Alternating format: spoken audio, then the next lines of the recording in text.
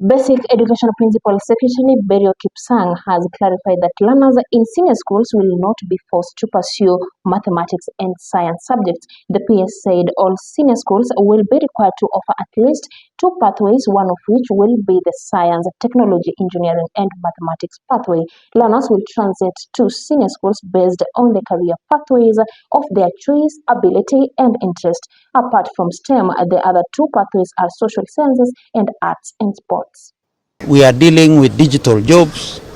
The future is about technology, and that is why we envisage and expect every school to provide two pathways, and one of the pathways will be STEM.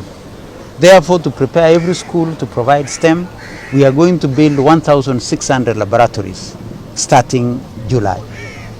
And we are very sure that by the time these kids transition to senior school in January, just like the way we were able to do 16,000 classrooms in 4 months, we are sure that we shall deliver on the labs.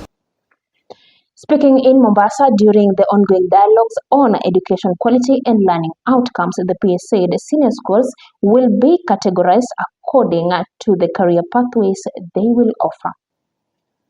He further explained that the Presidential Working Party on Education Reforms recommended that 60% of all senior school learners should undertake STEM.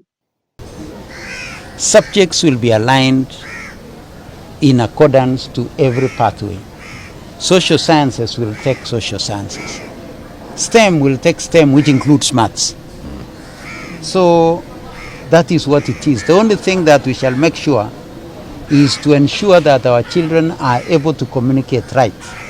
Then we shall ensure that every child at least has to socialize with languages. That is English, Kiswahili, and sign language.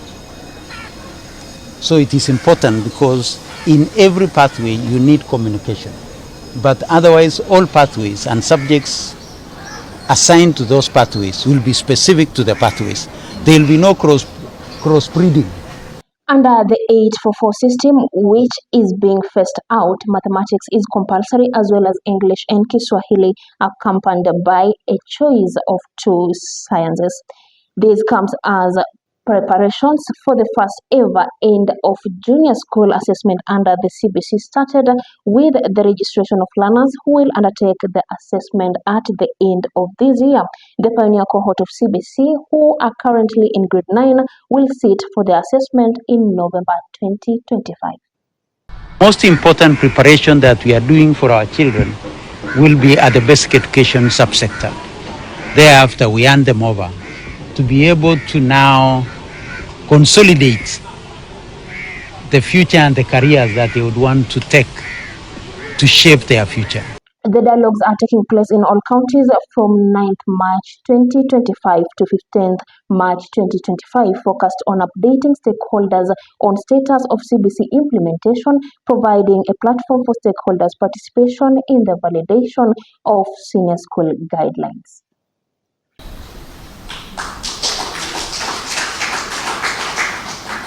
Within the same time, we were able to print 9.9 million books and distribute to our schools.